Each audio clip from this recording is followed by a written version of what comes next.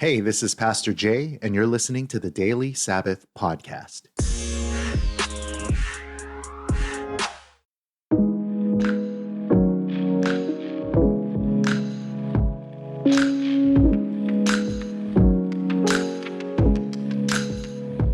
Hey guys, Pastor Jay here. Welcome to the Daily Sabbath podcast. So today's episode is my third interview with Calvin Smith, a self-proclaimed atheist. And to be honest, my intention for this third conversation was I wanted to try to get away from the intellectual and philosophical type conversations. And with any real conversation you have with real people, sometimes things don't go as planned. And the conversation ended up getting very sort of intellectual and academic again, which is great. But, because of the limitations of time, I think we weren't able to really truly dig into some of these topics that we explored.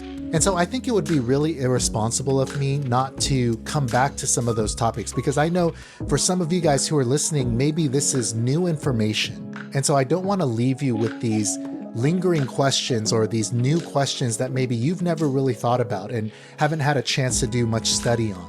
And so in the next episode, I'm going to do sort of a follow-up of this conversation with Calvin and maybe go into a little bit more depth in places where I feel like it was left ambiguous and things could have been explained better or more clearly. And so after you listen to this interview, if there are lingering questions, please make sure you check out the following episode. And also just feel free to reach out to me. You can message me at our Instagram account, Daily Sabbath, or you can email me at j@dailysabbath.com. But enough of that, here is today's episode. Hope you enjoy.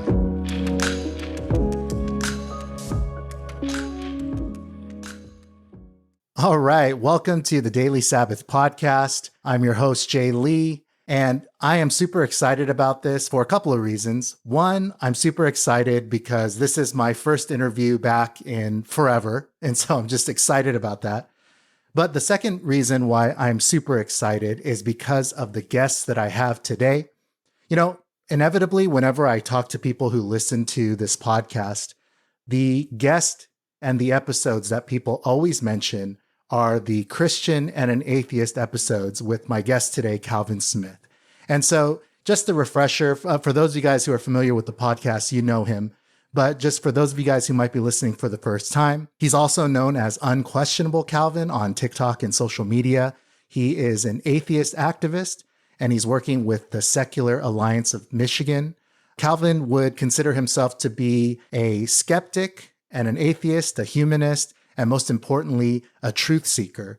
And so, Calvin, thank you so much for being a guest on the podcast again. Yeah, absolutely, Jay. I appreciate you inviting me on and, thinking of me. I love having these conversations and, I like being on your show and, talking to you. And I appreciate you coming on my show as well when I was doing my podcast. And, we had a really awesome discussion over there. And it's always nice to talk to you and talk about this type of stuff. Yeah, and you are entering rarefied air here because you are only the second person who has made 3 appearances on this show. And so you are in rarefied air here. So congratulations. All right. I will take my trophy and my prize money anytime. And yeah, like I was mentioning in the intro, whenever I do talk to somebody who listens to the show, inevitably, they always mention these episodes. And it seems like they're just really intrigued by these episodes. They're intrigued by you. They really enjoy them. I don't know, do you have any thoughts of why maybe people enjoy these interviews with you and me so much? Well, first thought that comes to mind is people see Christian and an atheist, and they immediately think, oh, man, there's going to be a fight. This is going to be, someone's going to tear someone a new butthole. It's going to be a bloodbath. And so people tune in for that reason. So one, I think it's pure curiosity, and two, I think that these subjects are important. It's I think not necessarily the belief in a God or a higher power itself being important, but whether that claim being true, if there actually is a higher power or a God or something out there. I think that's arguably the most important aspect of our entire existence, would be if there was truly and some sort of higher power that was out there, and it is demonstrably true, it's out there, we just don't have that evidence for it yet. That's probably the most important question we could ever possibly get an answer to. Yeah. So I think it's important to have these conversations and kind of hash it out, get our ideas out there. And if people claim to have evidence for some sort of higher power, I want to see it, because if you believe in something, I want to believe in that thing too. Yeah. Yeah, it's funny. And it's kind of funny to hear you say that, because I think a lot of times maybe people, when they encounter Christians, and granted, maybe it's in like some sort of public setting, and maybe sometimes these Christians are frankly annoying. But a lot of times I think the question will come at some of these Christians who are evangelizing and talking about their faith. It's like, why are you doing this? Like, why are you attacking people with your faith? Or why do you feel like you have to? Why don't you just let people be and believe what they want to believe, And I think a lot of times what Christians will say is, well, I mean, if this is really true, right, that there really is this God and there really is a Jesus who died and rose again, like it's the most important thing in the world. And of course, if we care about people, we would want to talk to them about it. And so it's kind of interesting to hear you coming from the other side of things as, an atheist, saying, hey, pretty much the same thing. Like, if there really is a God, I mean, is there anything more important? And so these conversations are definitely worth having. And yeah, I agree with you. I think that people, maybe they tune in initially because they're wondering if we're going to fight. But I do think... Right. And then when they tune in, realize like, oh, wow, this is actually a really insightful conversation. They're not yelling at each other still, like, wow, look at how much I'm learning, instead of just like looking for the win, like counting the hits and, not actually looking at the arguments. I'm here just for the fight type of thing. Yeah. And so that's kind of why I like doing these types of discussions, and why, like doing what I do. It's because that's kind of my whole thing, is I'm trying to defeat the stigma of like being nasty and, mean towards each other about these types of conversations. Like, don't get me wrong, I still have my moments, in person, on social media, where, I can get a little worked up, if I mean, I'm only human, I admit to it. But all in all, my mission is to defeat that stigma, that we're all, we can have these types of conversations without getting worked up, and then still learn something in the end. Yeah, no, for sure. And so I appreciate that. I think that's something that people appreciate about you and these episodes, is that we are able to achieve, I think, real dialogue. And I think that's something that you don't see too often, where people are just sort of kind of talking past each other, talking at each other. But I think we're able to achieve real dialogue here. And so I think people appreciate that. I agree. And so for today, Calvin, I think in the times that we've spoken before, in the previous 2 episodes, and also when I was on your podcast, I think the topics tended to be pretty kind of intellectual, kind of philosophical. And so today I wanted to take a little bit of a different route and maybe get more of your thoughts and your impressions. So I think one of the things that you've mentioned previously is that you've actually read the Bible a lot. And I think you said that you've read through the Bible at least once, maybe how many times have you read through the Bible? I've read it completely from cover to cover twice. But I still continue to read it almost every day. I read, probably 3 or 4 pages of Job this morning. When I was reading for a TikTok video that I made in response to this, because you can't just, I'm not one of those guys who's gonna like cherry pick and not get the context of everything. So someone mentioned Job 12:7-10 in a TikTok video. They're like, did you read Job 12:7-10? And I was like, you know what? I did, but I don't remember what's going on. So you know what? Let's take a look at it. That's pretty much what that video was.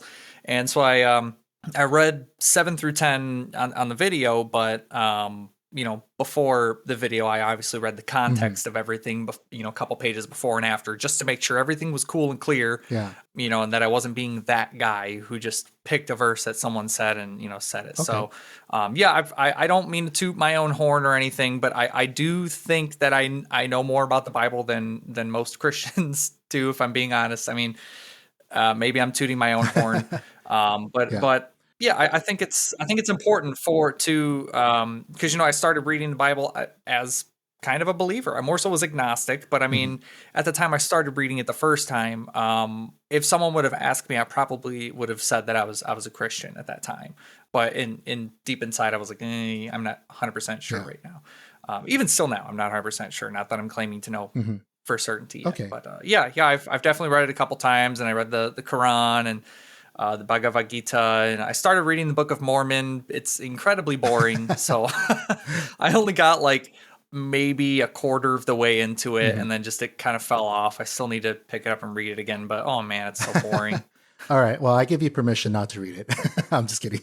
But okay. So, yeah. So you're very familiar with the text. And so I just kind of wanted to get your thoughts, your impressions, just in reading it as a text. Like, what is your impression of who Jesus is, the importance of Jesus, what his message was? Like, if you were going to try to summarize from your reading of the text, what thoughts would you share about like what it presents to us about Jesus and who he is and what his message is? So it's kind of interesting. I kind of touched on kind of going back to TikTok again. Sorry again, but so I made a TikTok about this maybe a day or two ago about how 77%. So now you mentioned Jesus, right? Mm-hmm. You know, and Jesus he comes into the New Testament. So I'm not sure if you or many people knows, but 77% of the Bible is the Old Testament. Mm-hmm. That is, it's 77.6% of the Bible is the Old Testament. Yeah. So think of watching an hour and a half long movie, and the main character, the main guy that you want to see, the guy who's on the cover of the movie, you don't even see him or hear his name until the last 20 minutes of the movie. That's essentially what's happening with the Bible, is that Jesus is absolutely nowhere named or mentioned. Now they mention the Christ, or they mention, you know, a Messiah, or, you know, something to that effect, but they never specifically mention Jesus anywhere in the Old Testament. Nowhere is that name found. So anyways, but so I would think of Jesus as being a person who took the ideas of the Old Testament and refined them to his liking. I would kind of look at Jesus as being, if I'm being honest, just another apocalyptic preacher of the time. You know, apocalyptic preaching was, you know, even today, it's nothing, you know, that's gone by any means. People are still doing it, and you know, it definitely was happening even more back in those times. So I feel like Jesus was just a guy who had a lot of apocalyptic preachings that were based off of ancient Near Eastern and Jewish cultural norms and stories, and essentially refining those and finding out what his local community likes, and getting a small group of people that you know he got a cult following from, and that cult following grew and his teachings grew, and his story got more and more exaggerated as time went on. And it eventually turned into, you know, the Paul Bunyan of today. You know, it's how I look at it, as it's no skin off my back if Jesus Christ was a real person who existed. You know, I'm still honestly still kind of on the fence as to whether this Jesus from the Bible was even a real person. I'm still kind of on the fence as to, is this guy just purely a character in this book? I'm not totally convinced, but I digress. It's regardless of the things that were said that he did in the Bible. The question is, did he actually do those things? And did he actually say those things? Did he say the red parables in the Bible? You know, the colored red parables. Is that what he actually said? How do we know that's what he said? Bottom line is we don't. We just don't know. We believe it. You know, you can believe it. You can read it in the Bible and it says Jesus said this, but what reason outside of that do you have to think that he said that or did that or that happened? Or so how I look at it is that Jesus is just a guy, if he existed at all, was just a guy from ancient Near East, and he had some teachings that people caught on to, and it spread, and now it's the world's largest religion. Okay. And I mean, I feel like that's not uncommon. You know, you look at, you know, Hinduism and Islam and, you know, these other religions. And that's, I mean, look at Scientology, for example. That's basically what's happening with Scientology. It started off as a very small cult following of people. And now there's, you know, almost hundreds of thousands of people that are following Scientology. Yeah. So you're saying very that clearly made up religion. Just because there's a lot of people who follow something doesn't necessarily mean that it's true or it. Yeah. Correct. Okay, so let's kind of go into some of that. So it's interesting to hear you say that. So let's just start with like the text itself, right? Well, first of all, like in the New Testament, and I think you're still kind of questioning the historicity of it, the reality of it outside of the text. But just within the world of the text itself, right? Jesus's claim was that he was the fulfillment of all of these promises that you see in the Old Testament, or the Hebrew scriptures is a more PC term. Mhm. And that, all of them actually testify of him. And so, a lot of times Christians, when they're studying the Old Testament, and granted, there are portions of the Christian community who feel like, the Old Testament, it's old. We don't need that anymore, right? Which is extremely uninformed, because exactly like you said, Jesus's Bible was the Old Testament. And so much of the Bible is the Old Testament.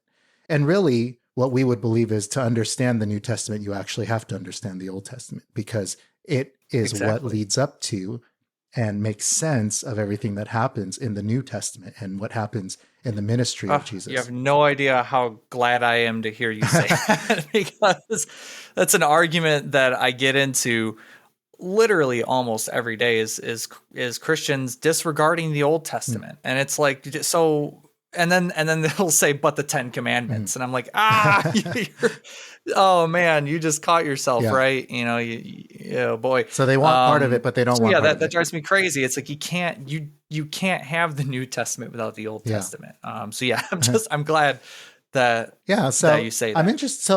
So that's why I'm kind of, I find it interesting that in your reading of the Bible, like, so again, kind of disregarding whether or not you think it actually happened, but just like living within the world of the text itself, that in your reading through the Bible, you have not seen any connections between the Old Testament and some of the prophecies and the promises that God was making to, the Israelites and the Jewish people, and then what happens with Jesus in the, like, you don't see any correlation there? Not really. So how I see it is, so correlation isn't causation. So just because these things, the Old Testament happened, and there's even portions of the Old Testament that are even thought to be closer to when the New Testament was actually, beginning to be written, small portions of it. And so it makes you sit back and think, like, okay, so how is it even possible that they could have seen these things in the Old Testament, said, okay, this needs to happen, enable for this to happen? Couldn't they just say that it happened in the New Testament? And I mean, it's an unfalsifiable claim. Drawing a blank on anything that I could use as an example right now, but like that he was going to be born in Bethlehem, that he was going to be a Nazarene. How are we going to test that right here today, right now? How can we test that and prove that to know that was fulfilled? We can't. Well, I mean, you might be able to. It depends on if there's any extant historical evidence. Right. Yeah. I guess let me clarify that we could. There are ways that we could test that, but do we have that evidence? Do we have that reason to believe in that claim? So yeah, I mean, not to say that there isn't, true things and true events, true people, etc., that, are in the Bible and are present in the Bible. And there's, King Nebuchadnezzar, definitely a real person, not a doubt in my mind. There's a plethora of evidence to corroborate his existence, but it's like when it goes down to the supernatural or paranormal things that happen, like talking about King Nebuchadnezzar, when he just gets down on the grass and just starts eating grass for a number of years. I think it was like 3 years or something. He was eating only grass, like a cow. Yeah, I don't remember how long, but he basically went insane for a period of time. Yeah. And there is literally, like, I really searched for some sort of corroboration for that. Like, because I feel like if a king just got down and just started eating grass for a number of years, that somebody would have written that down, like, somewhere. Nowhere. It does not exist. There is absolutely not a single person on the planet that ever said that they saw him eat grass even once. So why would I believe? Well, there's at least one person, right? Because somebody wrote that. Yeah, but I understand what you're saying. Somebody outside of the scripture writers. But I mean, right? Because it's like, did that person actually see it, or did they just? But I mean, there is still at least one person, right? Because I think, to be fair, sometimes I think we disregard the fact that there are people who are claiming to be witnesses of certain things, who are writing these things, which have been preserved in these New Testament documents, but we discount them because, well, they have an ulterior motive. They're believers, they're followers of this thing, so their word can't be trusted. We kind of disregard it as, this is not real evidence.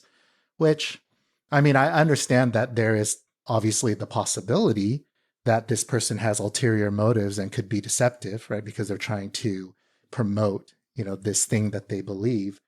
But it's also, you have to admit, it's also a little unfair to say, just because I support this particular position, therefore my words don't count. So it seems like the only words that could count would be like, okay, so we have the testimony of the people who actually wrote the New Testament documents, like that Jesus rose from the dead. Then you also have documents of maybe like early church fathers who say that they knew, they were associates of the apostles who were witnesses of Jesus rising from the dead, right? So you have these testimonies that say, hey, we either saw it or we knew the guys who saw it, right? But it kind of seems like we disregard those, like, well, they're believers, so that can't be trusted. So I wouldn't disregard them just simply because they're believers. I would disregard them because I see no reason to believe them other than saying, I know a guy who knows a guy who did this. Like if I met someone on the street and they told me that they know a guy who rose from the dead and ascended into heaven, why would I believe him other than that reason? Like what? So enable for me to believe this guy on the street that said, hey, let's even go even further. Let's say my best friend approaches me and says, hey, I saw a guy that ascended into heaven. Mm-hmm. He rose from the dead and he got hit by a car and then ascended into heaven. I watched it happen. I was a witness and there was a bunch of other people there. Okay, Mike, that's his name. So I would say, okay, Mike, can you give me a witness? Who else was there? Mm-hmm. Who else was there with you? Yeah. Oh, well, couldn't tell you. Couldn't tell you any, and not a single of the 500 people that were there. I couldn't tell you a single one of their names. Mm-hmm. Okay. Did anyone else write this down? Did anybody else write this down? Anyone? No, none of the 500 people wrote this down. How can you prove to me that there were 500 people there? Well, I can't. I have no reason other than telling you that 500 people. Do you see what I'm getting at? Is that like him just saying that the stuff happened, even though he's my best friend, I all in all, you don't know what's going on in their head. You don't know what alternative motives they may have. You don't know if they had some sort of psychotic breakdown. You don't know if they're being manipulated by somebody else to push a different motive or, anything. You really don't know. Even though this is my best friend, I still would not believe him. Yeah. So why would I believe a guy thousands of years, in a book that's thousands of years previous to me, some random guy who I'm not even sure existed? Why would I believe that when he says a guy said this? Mm-hmm. Yeah. So I guess if your friend just tells you, hey, I saw a red bird, it's easy to accept that testimony because there's nothing unbelievable about it. There's nothing amazing about it. But the more unbelievable something is that somebody tells you, I guess maybe the more likely you are to be skeptical. So if your best friend tells you, hey, I saw a guy rise from the dead, there's a natural skepticism that would come into play. So I get that part. I get the part where it's like, the more fantastic and more unbelievable the claim, the more likely you are to be skeptical, even if it's somebody you trust. Correct. But yes, extraordinary claims require extraordinary evidence. That's pretty much where I'm coming from. So, that makes sense. And it is not my belief that people come to believe that Jesus really rose from the dead and that he lives now, necessarily because they were presented with a bunch of historical evidence or, well, here's all of the, eyewitness testimonies and their affidavits and, their certified statements. And, here's how many of them we have. Like, I don't think most people come to believe because they saw a bunch of that kind of information. But I do think, though, there is, considering that this is something that happened 2,000 plus years ago, there is evidence. There is testimony. And again, going back to what you're saying, maybe it's not enough evidence for you to say, I believe it now. Like I said, I don't think too many people come to believe it because they were presented with a bunch of evidence. But I think there is evidence still. And I think there's a decent amount of evidence that could at least make a person say, that's interesting, considering that this is something that happened 2,000 years ago. So for instance, like at the beginning of our interview, you were talking about how you're still kind of on the fence of whether Jesus is even a real person, right? And so, stop to think like, okay, what would convince us that Jesus was a real historical person? Well, one, some sort of eyewitness testimony that is recorded, that is, Yeah, that's one way. contemporary Yeah. from that time. But also on top of that, well, if the only eyewitness testimony that we have that is contemporary from that time, which obviously we have, the New Testament documents, because the New Testament documents, regardless of whether you believe the truth claims, they are pretty reliably dated back to the first century. So they're at least contemporary. And then, the witness of early church fathers. But I think probably a skeptic would say, well, if I really want to believe Jesus really existed, I need to see eyewitness testimonies from people who are not Christians, right? Like who are not people who followed this religion. And we have that too, right? We have, a handful, which, maybe, I don't know exactly how many, maybe there's like 5 or 6, but there's 5 or 6 Roman or Jewish historians who are not, at least not that we know of, are not Christians, who are not followers of Jesus, who testify that there was this guy named Jesus of Nazareth. Now, could you? I already kind of know what names you're thinking of. Well, there's only 5 of them, so yeah, I would think that Tacitus, yeah. Suetonius, Josephus. Who else is there? I don't know. You're right, though. It's those guys. I don't know. But those 3. So those 3, they were all born anywhere between 30 CE to 200 CE, anywhere in between there. So that quite literally means that they would have lived well after Jesus would have lived according to the chronology of the Bible. And to be fair, none of those people specifically said that they were firsthand witnesses of Jesus. None of them ever did. They claim to have known people who knew Jesus, or knew people who knew a guy who knew Jesus, or knew a guy who thinks he saw Jesus in a dream or something like that. But to be fair, those 3 people and the other couple of people whose names are totally escaping me right now, they never once claimed to have seen Jesus or be firsthand witnesses. And frankly, they historically could not have, because we have not their exact day of birth, but we have their years of birth indefinitely. Yeah. So, but isn't that how we know how anybody from history existed? I mean, none of us living today are eyewitnesses of anybody who lived in history before our lifetimes, right? So, and I only believe the people that existed that we have evidence to believe they existed. So, like George Washington, that's usually the one that people, usually go to is, why do you believe George Washington existed? Well, we quite literally have his body. We do? We have it. We have his body somewhere? So and not to, like, he was president of the United States, right? That's we think pretty major deal. I'm taking somebody else's word for it. I'm pretty sure that the Declaration of Independence and these types of things are pretty noteworthy documents of historical times, and other people that were there and can corroborate his existence. So if you go back to the witnesses of Jesus Christ, name me one. But aren't you okay? Let's stay on this example that you're raising. Now, obviously, it feels different because George Washington is not nearly as ancient as Jesus of Nazareth. Exactly. And George Washington wasn't making any supernatural claims that he could. But I mean, see, I think part of the issue, though, is part of your argument is that you've already a priori dismissed it because it has supernatural claims.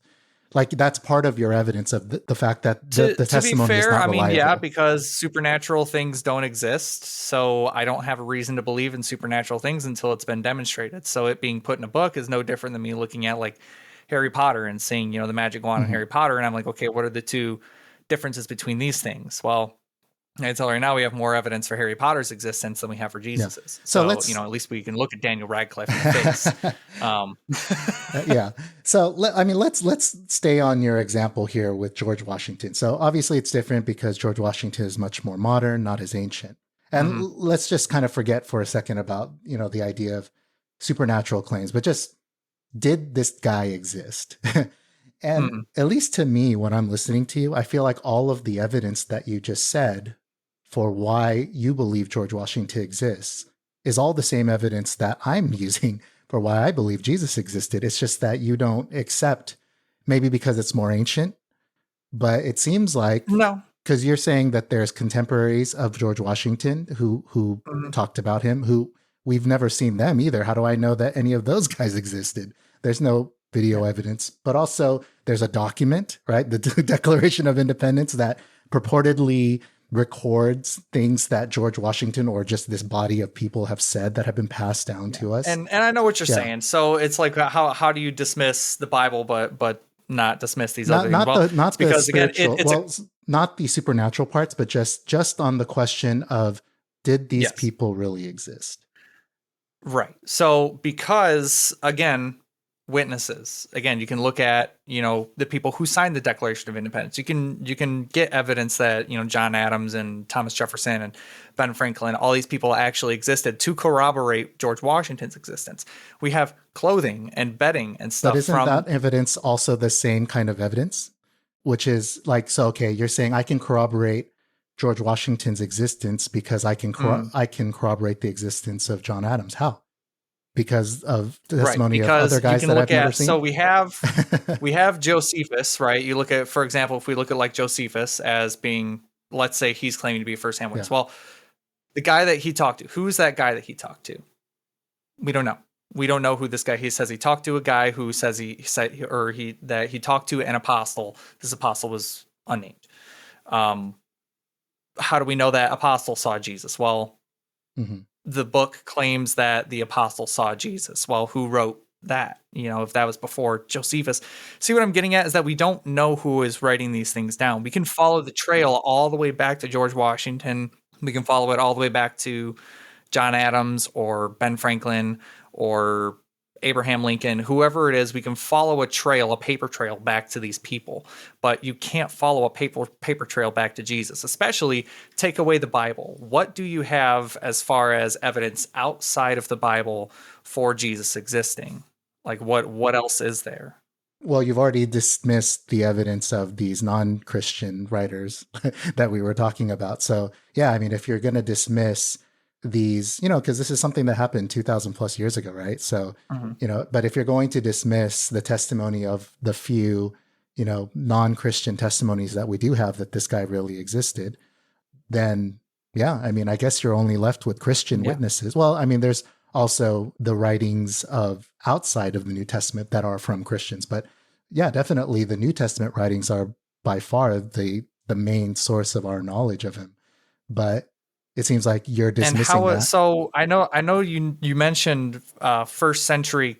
So I'm not sure if you're aware, but the New Testament, the earliest known writings of the New Testament only go back to like the third, maybe the fourth century is like the absolute furthest back. So we have absolutely nothing, literally no contemporary writings from the first century that corroborate Jesus in any way, shape, or form. So if those writings don't exist and we just have people saying things, saying that Jesus existed, said that he did this, and we're not able to lead that paper trail all the way back to Jesus, why would I believe that Jesus did any of these things? How do I know that, again, these scribes that were writing the Bible and translating the Bible for hundreds or thousands of years, how do I know that not even one of them had some sort of ulterior motive to change a word, when in fact we have lots of evidence of scribes being caught changing the Bible and its words? Like, that's not even a secret. That's not even questionable. It's an absolute fact that scribes have been caught and severely punished for editing the words in the Bible and attempting to publish it. And in some cases, it actually worked. I mean, look up the blasphemous comma, for example. I can't remember I know it's in Luke, but I can't remember the exact verse. But the blasphemous comma put a comma in the wrong place, and it made Jesus out. Just from that one comma being there, it made Jesus look to be a murderer from that one simple comma being there. And like, I cannot remember it. I could send you what the verse is and everything on it, but it's called the blasphemous comma. And it's a very big thing, especially in older King James Bibles, until it was later changed. I think in the early 1800s is I think when they initially caught it and were like, oh shoot, we need to fix that so that it doesn't look so bad, because I'm pretty sure it's not supposed to be there. And it wasn't. That was a mistake that was put in there. So who's to say that there isn't other mistakes throughout the Bible or exaggerations in the Bible that were put in there from someone else that made things seem more extraordinary. And why would I believe those things outside of what the Bible says? Especially when it comes to Jesus and him being the Son of God, or, God incarnate, however you want to define that. Yeah. I mean, we're touching on a lot of different issues here, and things of which you and I, frankly, are not super qualified to really. That's fair. Yeah, that's fair, right? Fair. Like, because right now I think that the issues that we're talking about are getting into the manuscript evidence. And yeah, you and I are probably not equipped enough to be able to discern between, varying views. But I understand what you're saying. Well, first of all, that issue that you identified about the murderous comma, I'd be interested to hear about that. But my understanding is that the Greek manuscripts don't have punctuation. So I imagine that might be maybe a translation issue. But yeah, in terms of the manuscripts, it is true that we don't have any originals. Like, we don't have the original, like, from Paul's hand to us, or from Mark's hand to us.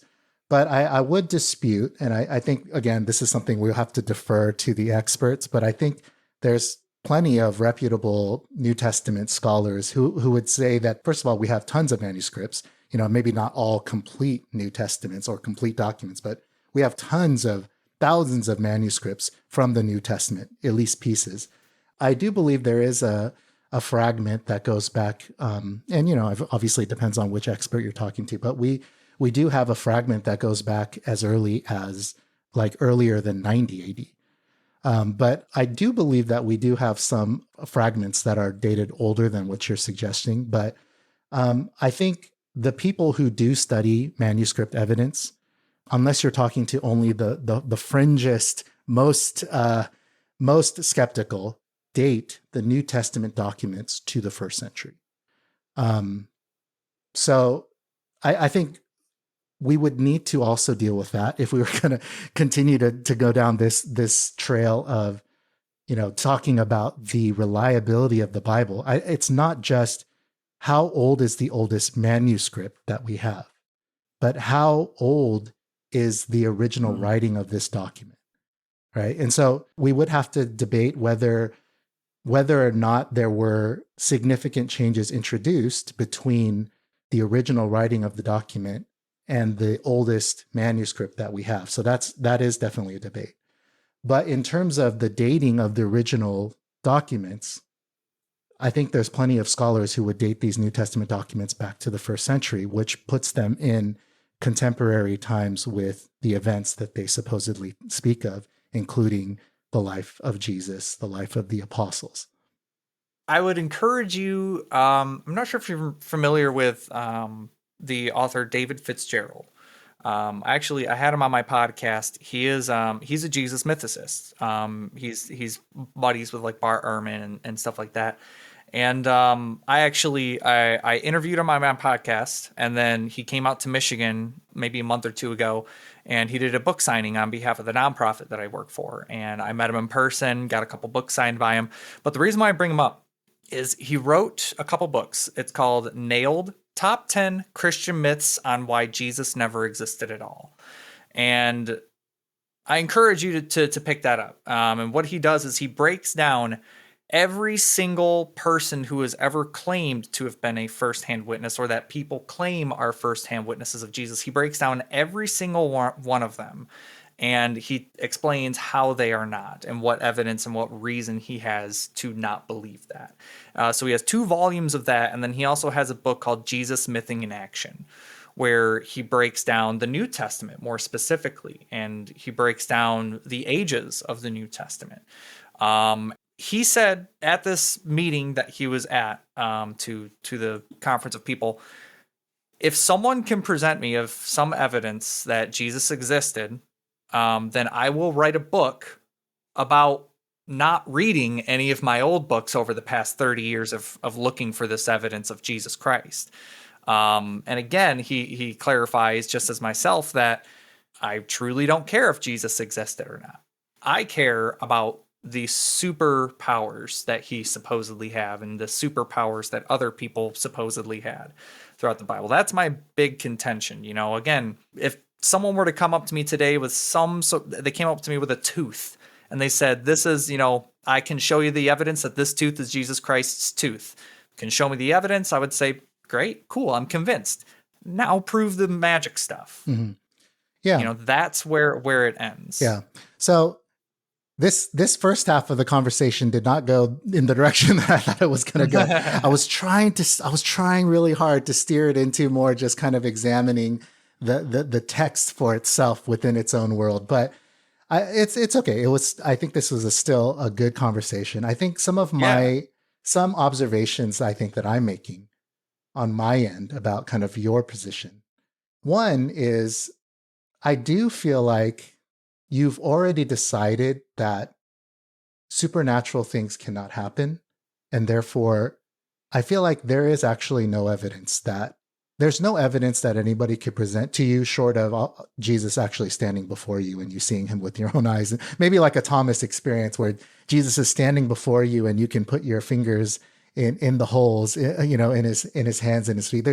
There's no evidence that anybody could show you to make you believe that a supernatural thing could have possibly happened. So that's one observation I make, is that it's sort of a priori, almost like it's already dismissed out of hand. The other thing that I think I'm noticing in just kind of this conversation that we've been having, it does feel like we're coming down to a difference of which experts we are believing.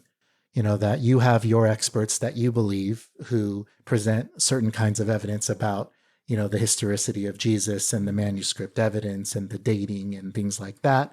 And then I have my experts and my scholars that I am depending on in their work and their expertise on, the same subjects. And so I think we're coming down to a place where it's like we're drawing on two different sources of knowledge, two different streams of scholarship. And it's kind of hard for us to be able to go beyond that in this moment. I mean, we could study more, but in this moment, it's hard for us to go beyond, well, which experts are right. What I would clarify is that I don't follow experts. I don't even like to call anybody experts. Mm-hmm. I think that's weird. I don't think you can be an expert in anything, if I'm being completely honest. Expert is such a... Well, expert could just mean that you know more than the average person about a certain subject. I don't follow the experts. I follow the evidence that they present. So the fact of the matter is that David Fitzgerald, him along with other people, I'm not just looking at David Fitzgerald. I just use him as an example. And he's someone that I have read a lot about and watched, and interviewed him personally. And he has personally communicated with me. We're buddies. So yeah, I reference him, mm-hmm. But not to say that there isn't quite a few other people out there that would corroborate that evidence. And that's the whole thing, is that David Fitzgerald is saying, hey, this is the evidence that they're claiming. This is why I don't believe in that. So mm-hmm. You're reading his perspective. And then how I look at it is I don't take anyone's word on faith. Okay. I don't just look at someone and say, you know what, he's right there. Just because he said that Jesus doesn't exist. No, I'm taking what he said. I've been reading his 150 page book for 3 months now. Mm-hmm. Because I'm really breaking it down. I'm actually personally researching a lot of these people that he's bringing up, because some of these people I never even heard about. So I don't follow experts. I follow the evidence that they present. So if one of your experts, quote unquote experts, presented something demonstrable and empirical, I believe it, because that's the honest thing to do. That's I would totally believe it. And that would bring me into my next thing, is that you mentioned that you're kind of getting that I'm kind of closed off, and that there's nothing that could convince me that Jesus was who he was unless he was standing right here before me. Any miraculous claim. Right, any miraculous claim. And to be fair, I don't really know what it would take to convince me that those magic things happen. But mm-hmm. In order for me to believe that Jesus Christ, is worthy of my worship, and that it's purposeful, and that he actually is there to listen, and that there is a heaven and a hell, and able for me to believe any of that, it is a requirement for me personally that I need justification for these supernatural events that happened. Really, if I can get solid justification for those events, whatever it may be, I probably would be convinced of the God of the Bible and of Jesus Christ. Now, would I follow those people? Absolutely not. There is absolutely no way that I would follow either of those things. Never. We could go more into that if you really want it. But so it's not that I'm closed off to the information. It's that I don't have a reason to believe that information. Saying that people are walking on water and turning water into wine and rising from the dead and descending into heaven and, all of these miraculous things. That's just not something that I can take off of faith. What else do I need to take on faith? What other claims of other religions do I need to take on faith? And, what about them? They seem like they have a lot of followers and a lot of people who claim to have evidence for their God too. So it's like, it comes down to, I just don't have a reason to believe it. And if a God or Jesus existed and wanted me to know he existed and loved me and wanted me in heaven with him, all they would need to do is, and they would know how to do it if they were all knowing and all powerful. They would know how to convince me of that without impeding on my free will, albeit. Yeah. I feel like that's definitely possible for them to do. And they either haven't done it, or they're not there to do it, or they don't have the power to do it. It's really only one of the three options. Yeah. But, actually something that you're saying kind of reminds me of some of these stories of Jesus in the Gospels. There's a story in the Gospels where basically Jesus is teaching, and he's teaching in parables.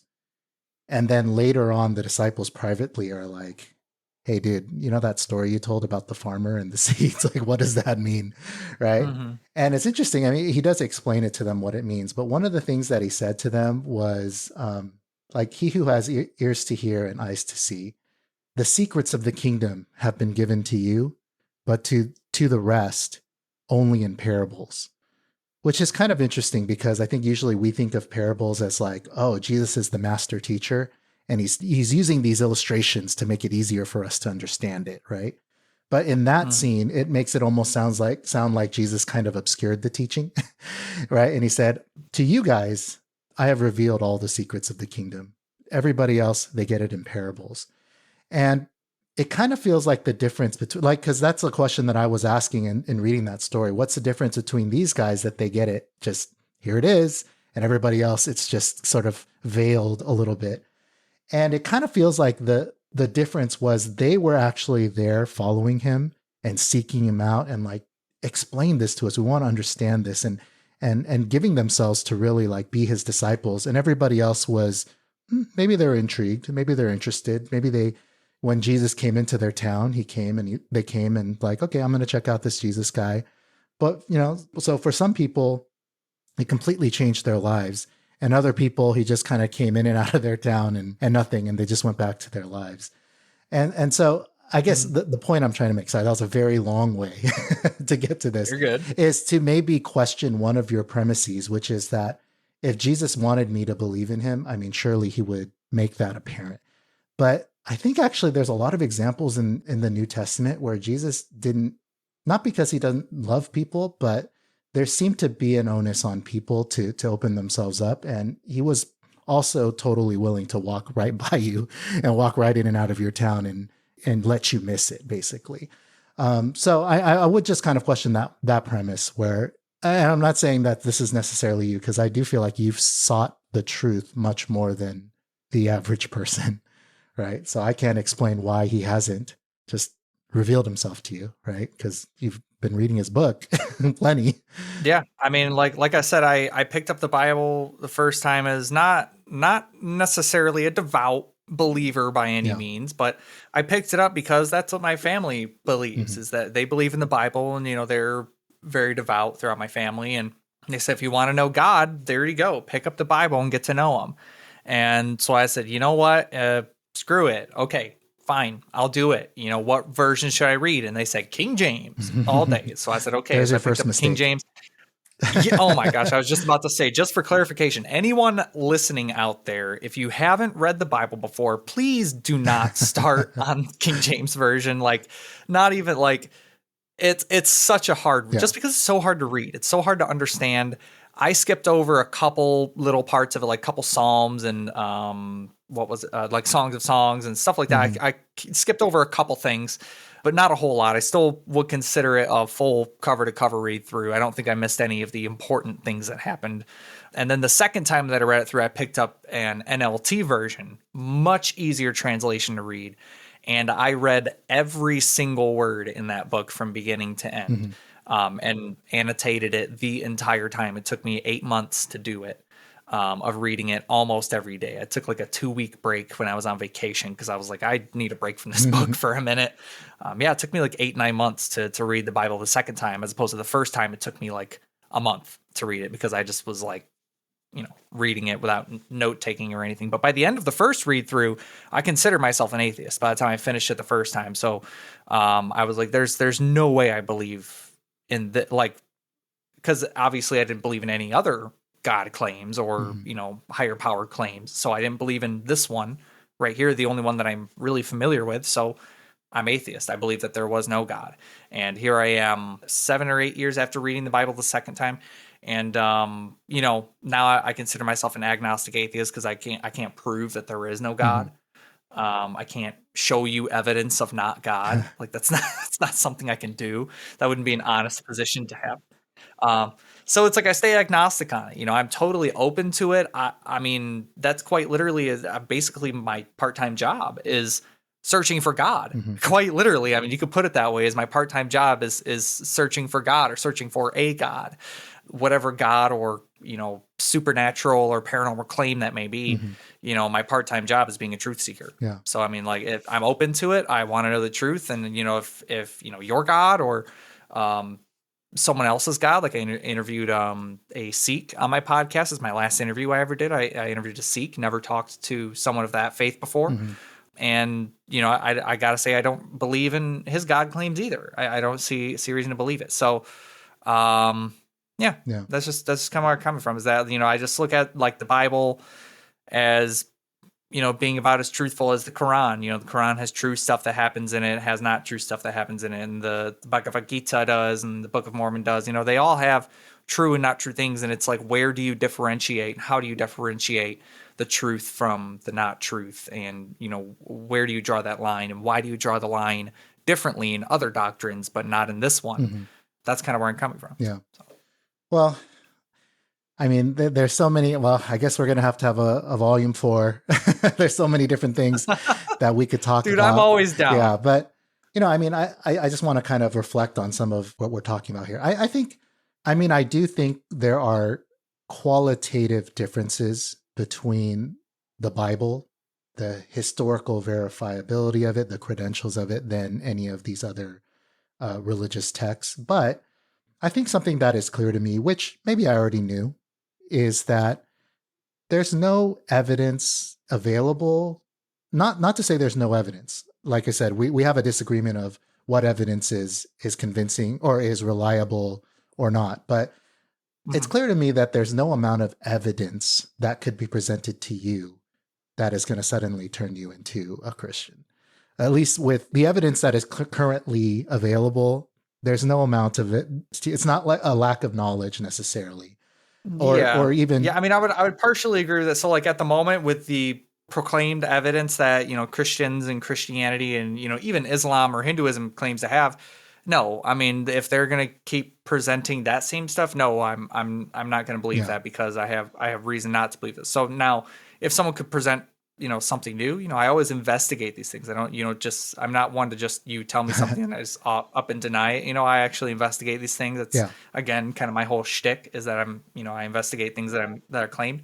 Yeah, I mean, I would definitely say that, there are ways that there is, who knows? How do I know that maybe you could say something in the next sentence? You could say something that is so absurdly baffling, something so otherworldly that it could convince me that there is a God. Who am I to say that you couldn't, the next words to come out of your mouth could be the reason why I become Christian? I truly wouldn't know. And that's kind of why I did my podcast is, how do I know unless I talk to these people?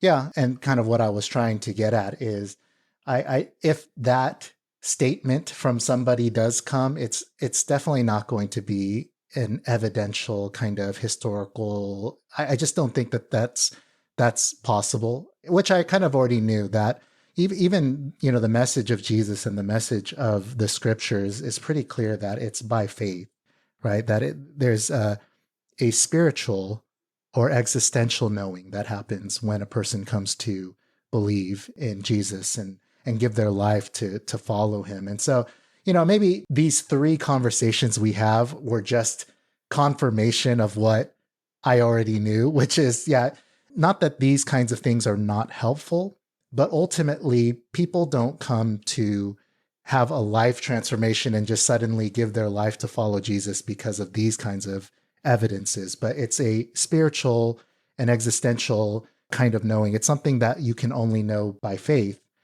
That's kind of why I was sort of, with today's conversation, I was interested in sort of removing ourselves from just the informational and trying to kind of get at some of the spiritual claims of the Bible. So, and just kind of where I would come from is as far as like, if you have to believe it on faith, then, I mean, I guess you could say, no, I never would believe it if that is truly the only way to come to the conclusion that, Jesus is my Lord and Savior, or, something to that effect.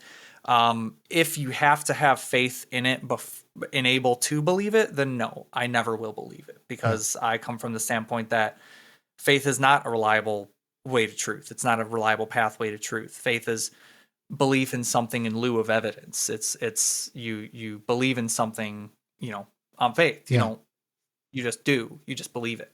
And I just can't do that. I just can't. Yeah. And I mean, I would think that a God would understand that and, humor me a little bit, and being like, hey, knock down your ego a little bit. And, here's why I exist, type of thing.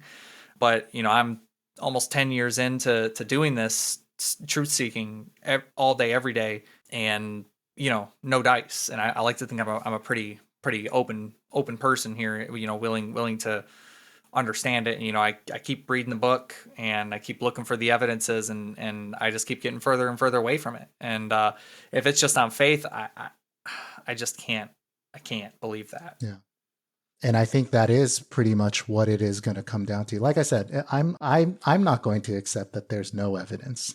I don't accept that. I think we have a difference of opinion there, but it's very clear from the Bible, even itself, and the message of Jesus, that faith is required. Actually, it's pretty much the only requirement. You could not know any of the historical information or the scientific information or whatever, but faith is the minimum requirement. And so if that is the stopper, then it'll always be the blocker. What would be my contention is that, I as a person just can't take things on faith. So I would hope that God would have some humor on me and, show me something, just something, he knows what it would take. But instead, he's going to allow me, obviously we had this conversation a little bit on my show and on your show, but like, what's going to happen to me then after death if your God is real? And he just, I was supposed to have faith, and he was never going to prove that he existed to me. Well, I mean, I'm going to go to hell by the terms of the Bible and, the Christian faith. I mean, I'm going to hell. So then it's like, I would put myself in your shoes. Like, why would I want to follow a guy that's going to send someone like me? I like to think I'm not a bad person. Why would I want to follow someone that's going to send this pretty okay dude to hell forever, like for all of eternity? You can't even begin to fathom or register that length of time for the, I was Christian up until 21, 22. So for the last 20, 30 years of my life, I just didn't believe it, but I'm going to eternal punishment for that. I mean, why would you want to hang out with someone like that? Yeah. I mean, that's another big topic in terms of what is hell, what is final judgment, if such a thing exists, what is the true nature of it. So that's maybe another conversation. But yeah, I mean, I get what you're saying. And I think, if we're being honest, I think a lot of Christians do struggle with that question. Like, do all of these people really deserve eternal punishment just because they didn't follow Jesus? And so, I think if we're being honest, you ask the question, where you would ask the question, like, do these people deserve it? I don't even need to ask that question. I say these people don't deserve it. Well, they don't it depends deserve eternal punishment. I think there's a lot of factors though that go into that, to answering that question of do they deserve it, which is, one, what exactly is the nature of this judgment, right? And the thing what is makes I would disagree. No matter what you say next, I'm going to disagree with it wholeheartedly with my chest, because I don't think there is nothing that anybody could do to me or to another person that would justify infinite, eternal punishment, torture, nonstop, never ending, forever and ever and ever Well, and again, ever and so, for finite crimes. It's just not well, that's justifiable why to I'm saying me. again, it depends on what your understanding of this punishment is. So that is one Mhm. view of what, hell is. There are other views. Now, granted, your view is the mainstream evangelical view. It's the canon view, It's not yeah. the canon view, it's the mainstream evangelical traditional view. But there are other views. There are also views that final judgment is that you don't get to live forever, but that at some point you cease to exist, which is still a punishment. I mean, that's kind of sad to think like, yeah, I would like to live forever with my loved ones, and it will be sad to think that somebody will not get that gift of eternal life and would cease to exist because they refused the grace of God.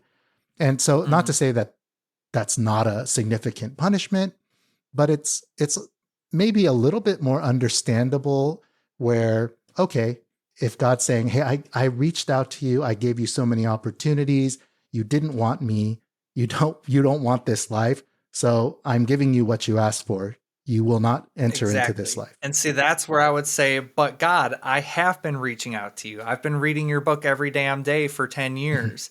I've been searching for you. I've prayed for you. It might not recently, Yeah. obviously way before my second read through the Bible, but I've cried for you. I've went to church. I have screamed for you. I've truly sought you out for my life, and I don't have that evidence yet, and you're going to punish me because you won't give me the evidence, Mhm. and so I don't get to, even if it's not eternal torture forever and ever and ever, I don't get to exist in this afterlife with you or with my family or whoever it may be, Mhm. or whatever it may be. I don't get to do that. And I don't know what else I could have possibly done. Mhm. Like if I'm open to it, I'm ready for it. I want the evidence. I want to believe you. It seems like a God problem. It seems like a you problem. Mhm. I've done my part. Yeah. I mean, mysteries, honestly, I can't answer that. Yeah, I'm not you, so I don't know the full extent of your experience and what ways in which God has or has not tried to speak to you. I mean, so I'm going to at least allow the possibility that maybe God has been reaching out to you in some way that you are not receptive to, or not able to hear for some reason, blind to for some reason. But exactly. I mean, so that's the thing, is that I'm open to it. I'm looking for it all the time, and I mean, he's God. He should be able to make it pretty obvious. If he's making it so incredibly subtle to where I don't even notice it, I mean, what's even the point? that's true. In even trying to convince me or anything. Like, just, if God exists, I don't know, push over my water bottle or something. Like, it's sometimes as simple as that. Like, literally, if, like, I'm just saying, if my water bottle sitting right here were to fall off of my desk right now, I will believe that God is Mhm. real. Okay, like, it's sometimes it's as simple as that, but it's like, God, it's just not happening. Here's my water bottle still sitting here on the edge of my desk. Yeah. So it's like, I'm open to it. It's Yeah, and I don't know why he doesn't just knock over the water bottle. I think what I do yep. know is, if we follow the in the scriptures, the way that Jesus reaches people, and the way that I feel like he has reached me and other people, the way that he reaches people is through conviction, through the what we would call the gospel message, right? This idea that, wow, something has gone terribly wrong with the human race, that there's a brokenness in us, not just some of us, but collectively as a species, there's this brokenness in us, and there's something in us that tends us towards destruction.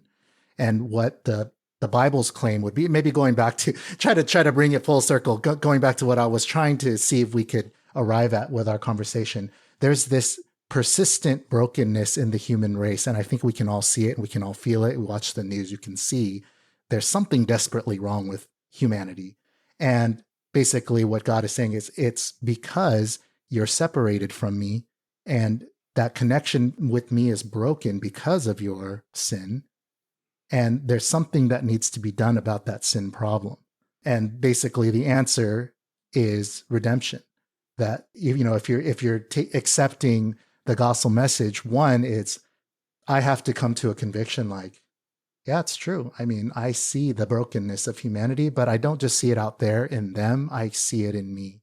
Maybe I'm not out there killing anybody, but that thing in them that causes them to do what they do, I see it in me too. I see that seed of selfishness. I see that seed of greed. I see that seed of pride in me. Maybe I grew up in a different environment and I don't express it to the degree, but I see the disease in me too. And what is the solution to that problem?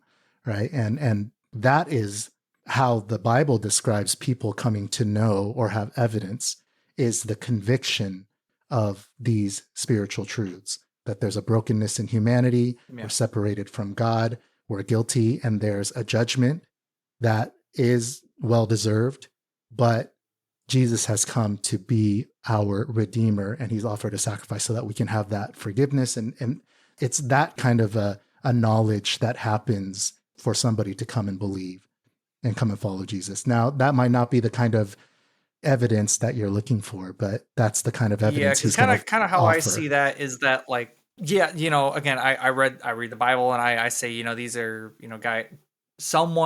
whoever wrote this book is saying that we're broken and sinful and, need to repent for, yada, yada, yada, give our life to Jesus, etc.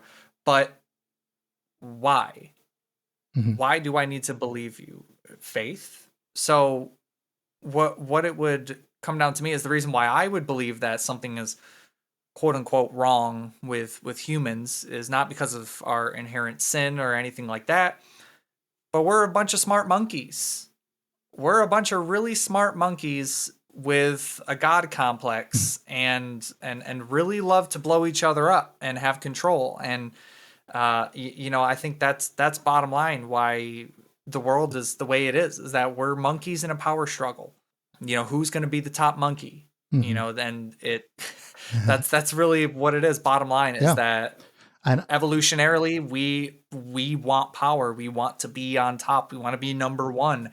That's ingrained in our DNA as humans and as animals. Yeah, I 100% agree with you in that if I was an atheist, then I would have the exact same conclusion, that at the end of the day, we're just animals, we're monkeys, we want power. I seek mine because what other reason do I have not to seek my own benefit over someone else? And if that tramples on somebody else's rights or happiness or, whatever, who cares, right? Obviously I don't want to have to pay any kind of consequences for that because, again, I'm seeking my own best life. But in terms of like whether something is right or wrong, or, whether war is righteous or unrighteous, or, whether I should, be altruistic. Yeah. If I was an atheist, I would totally agree with you. It's just, everybody's just trying to get their own. And there's no reason I could give to anybody why they shouldn't do that. And I completely agree with that assessment. I would say though, again, kind of going back to different kinds of knowledge, I think even though that's the cold, hard logic of it, if we're just here and we're just animals, I have no reason to hold myself to any kind of standard. I should just do what makes me happy and what allows me to get the most benefit in my life. But I think most people, it's really hard to accept that cold, hard logic. I think most of us, if we look within and examine whether we really truly believe that is true, and we live in an amoral world where there is no such thing as good or evil or right or wrong, that these are all just fictions that we've created to sort of get people to behave in society. I think most of us can't really believe that murder being wrong is just my opinion. Genocide being wrong is just my opinion. I don't think it's hard to really accept that. Yeah. Bottom line, it's sad and it's dark and it's gross, mm-hmm. But bottom line, that's what it is. It's cold hard truth, and it sucks and it's really gross. But even as an atheist, I'm willing to look at that and say, okay, well, I want to make, so I look at it as I do still have reason. I do still have purpose. I don't need to have like a Bible or a God or a Jesus belief to Yeah. still believe that I have a purpose or that I still have morals. They're just subjective to me. And do I think that my morals are better than a lot of other people's? Yeah, I do. That's subjective to me though. Yeah, I could think that, murdering grandma is a bad idea, but, my neighbor thinks that murdering grandma is a great idea. How am I going to prove him that that's wrong? Well, what I do is what makes me happy is making other people happy. How do I make other people happy? Well, I don't want to hurt them. They don't like being hurt. Humanism is name of the game right here, humanism and well-being. So I put people's well-being and happiness before even my own. And because that makes me happy is seeing other people happy, making other people happy, doing acts of kindness to make people happy. And I think spreading those morals is more altruistic and overall more objectively good than ending the life of someone before they're able to enjoy it. Not to say that, again, morals are subjective. So that person's still going to believe, well, that's stupid that you think that, killing people is wrong. I think that's dumb. And I think that killing people is the right thing to do. Okay.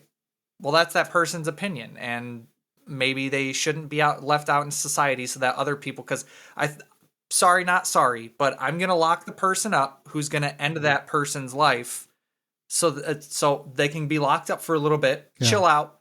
This person can live their life and do the things that they want to do, and they can come out when they're ready, when they're ready to be an adult, when they're ready to hang out. If that makes me a bad, immoral person and that we're living by my subjective morals, so be it. I truly don't care, but killing people's wrong. And, You're okay. You accept that morality is subjective, and you're okay with the fact that, hey, okay, it's subjective, but if enough of us agree and have the power to enforce our vision of what is moral on a weaker group of people, because we feel like they're hurting the rest of us. I wouldn't use that term. Well, doesn't it ultimately amount to that? Not necessarily, because they can be strong people. It's a matter of, you can only enforce it if you're stronger than them, or at least have more power, more strength isn't necessarily a thing. So there's strength in numbers, people believing in the same thing, but you can't force people to believe. So yeah, you can't force them to believe it, but you can lock him up because he doesn't agree with the majority, which is power. Not agreeing with the majority, but ending the life of another. We're not looking at it as majority or anything like that. We're not looking at it in the terms of numbers and statistics. We're looking at, you are ending that person's life, and that person cannot enjoy their life and do the things that they want to do because you are choosing to end it short. So you're going to go away for a little bit. You're going to learn why that is not a good thing to do, and why, I guess you could say, why Calvin believes it's not a good thing to do and why he believes that. And then you can watch some stuff if you want on why people think that is a good thing to. So they give them the choice, but they can come out and they can either kill someone and go back to jail and think about it again, or they can come out and be a decent human being and learn to love each other and, live life and do things together rather than end people. But if they can never learn to live in society the way that they should, you feel like they need to be separated away? Yes, if need be. So here's just one thought that I'll present to you, right? Because that is very similar to the concept of judgment. It is very similar. Not necessarily. Right. So because I'm not an almighty, all-powerful God that's going to send people away forever, for all of eternity. I'm just going to lock these people up for maybe, who knows how long. Couldn't tell you. But I'm not going to punish these people forever. Yeah, I guess I'm just trying to point out that it seems like you feel like it would be okay from a human justice standpoint to segregate those who refuse to basically live as we think that they should. But it seems like God can't. Yeah, if you can't play nice, then that's immoral. If you can't play nice or say something nice, then don't say anything at all. So we'll separate each other. You guys can go kill each other all over here if you want. You can go kill each other all you want over here if you want to do that. But me and my people are going to be over here and we're going to do our own thing.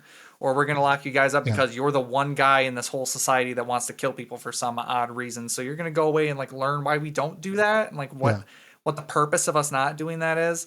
But that's not sending people away forever. Yeah. I don't know. To me, that's still just, and we can agree to disagree here. To me, that sounds an awful lot like heaven and hell. But how? It sounds very similar. Like heaven and hell? Because basically what God is doing is he's saying, look, you have this life.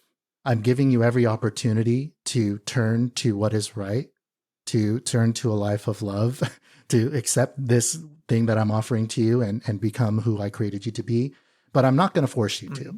But at some point, there is a cutoff, right? Because if God never cuts it off, then that means suffering, pain, evil will exist forever. So at some point, he says, there is a cutoff that's coming one day, and I am going to separate, right? There are those who will humble themselves and accept love, basically, and who they should be, repentance, whatever. But those who refuse, I'm going to segregate them away from us. Forever. Maybe forever. That's what the Bible says, maybe not. forever. So that's what I'm going to believe. There is a stream of theology that says that hell might not be forever, and that if they will repent, if they will turn from their ways and finally realize, okay, you know what? I don't want to be separated from God and his people. I want to embrace, humility and forgiveness and love, that they can come out. It's possible. Okay, but that's not what the Bible says.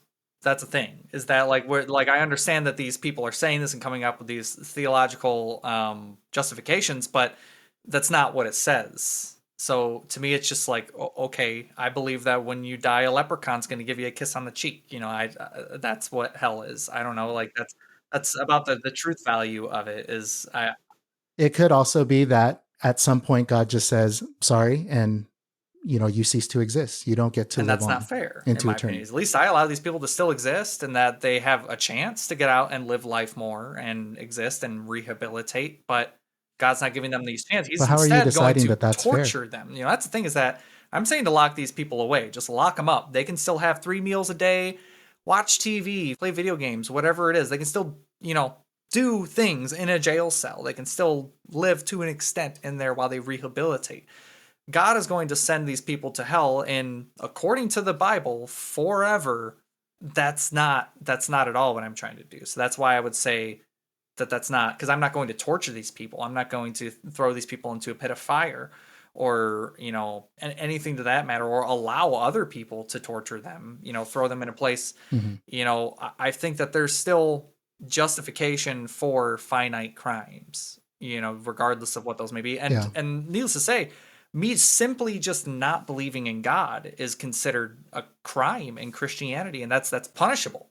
So it's not the same as I wouldn't lock somebody up simply for not wanting to believe in me or to believe in the words that I say. I wouldn't say, well, then you're just going to go to hell. No, you're going to go to jail when you act on those beliefs. When you act on those beliefs and you harm other people, that's when you're going to get locked up. Not when you don't believe what I say. You can yell in my face and scream in my face and say you're not going to follow me all you want. Cool, great, go cry somewhere else. Bye.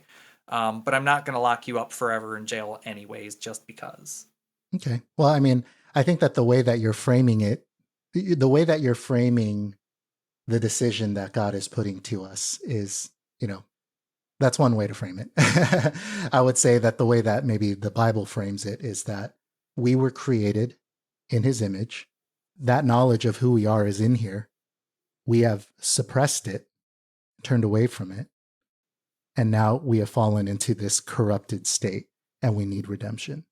He's offered a way for redemption, not by earning it. That's the difference between, a Christian and, let's say, a Muslim or other faiths. It's not because he's offered redemption, but I don't earn it by, following the 5 pillars or anything like that. He's offered it as a free gift. It's like a plea bargain, basically, that the condition is if I will confess, yes, you know what? I have denied, God, and I have denied who he is, and I am guilty, and I do need forgiveness. That if we'll confess that, the plea bargain is that he will impute what Christ, the sacrifice that he's made on our behalf. And that's when I would end it with, I don't believe you, prove it.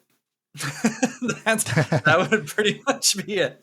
All right, Calvin. Well, we've talked a lot. This interview did not go in the does exact it ever same... though? I mean, does it ever actually go the way that we plan? I mean, usually we just go off on tangents and just kind of, I don't even know what happens, but it's still fun. I still love coming on here and talking to you. So yeah, no, I appreciate you sharing your thoughts, and we want to hear what you really think, and I'm trying my best to share what I really think, and in ways that are respectful, and I think we achieve that. I know that a lot of the people who are listening to this, they think about you and they're hoping that at some point, I'll like blow up and be like, oh, yeah, blah, blah, blah," you know. they're hoping that Jesus is going to reveal himself to you. I hope it doesn't make you feel weird knowing that there's a group of Christians out there who are praying for you to come to have that kind of revelation from him. I've had a group of Christians praying for me for 10 years. So let me, Well, we've added a few more. like as Creed would say, with arms wide open. So Calvin, let us know, like, if people want to connect with you more, how can they find you? Yeah. Easiest way to find me right now is on TikTok. More than likely, I have about 30,000 followers over there. You can follow me at Unquestionable Calvin. It's just one word. You can follow me on Instagram at Unquestionable Calvin. I just made a Facebook page, just Unquestionable Calvin on there, so you can look that up. I just post kind of TikToks and memes and stuff over there, just random stuff that, you know, maybe I don't want my family seeing or that they don't want to see. I'm on YouTube, Unquestionable Calvin. Again, I don't have a whole lot of content over there yet. I'm still kind of on a bit of a break here, trying to figure out what I want to do and everything. And then I'm a social media manager for the Secular Alliance of Michigan, a nonprofit here in Southeast Michigan, and Michigan Atheists, the 501c3 organization here. I'm their social media manager, so you can follow them on social media, where we have Facebook groups where we just talk about stuff.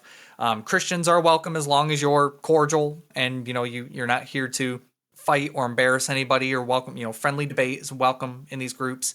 It's encouraged, in fact, but no nastiness allowed. I'm the admin, so I don't allow nastiness.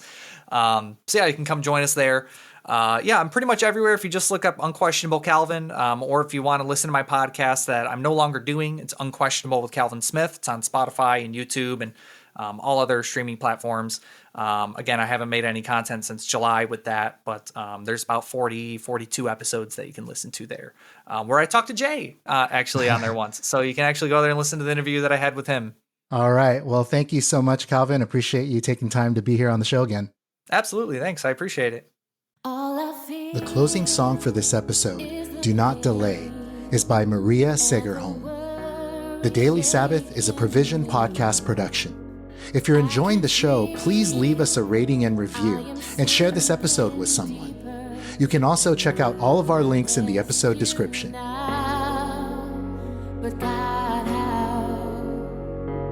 I need you by my side, even when I hide from